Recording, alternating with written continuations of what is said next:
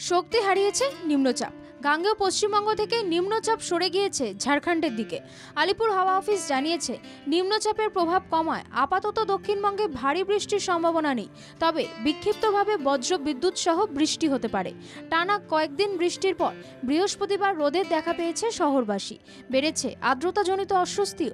উপকূল সংলগ্ন জেলায় বইতে পারে দমকা হাওয়া। দমকা হাওয়ার সঙ্গে বিক্ষিপ্ত বৃষ্টিও হতে পারে।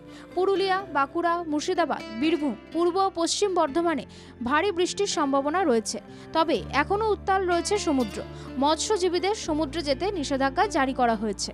বুধবার থেকেই কমেছে বৃষ্টির দাপট। শুক্রবার থেকে আরও বৃষ্টির সম্ভাবনা কমবে। আগামী সোমবার পর্যন্ত দক্ষিণবঙ্গের সব জেলায় হালকা থেকে মাঝারি বৃষ্টির পূর্বাভাস রয়েছে। তবে কোথাও সতর্কতা জারি করার মতন পরিস্থিতি তৈরি হয়নি।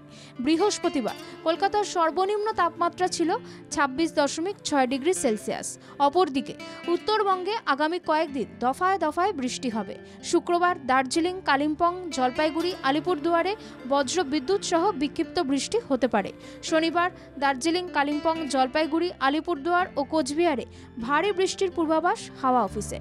বৃষ্টির আবহাওয়া বজায় থাকবে রবিবার পর্যন্ত। বলাই যায়, বৃষ্টির ফলে উত্তরবঙ্গবাসীকে ভোগান্তির মুখে পড়তে হবে। ব্যুরো রিপোর্ট, বাংলা জাগো।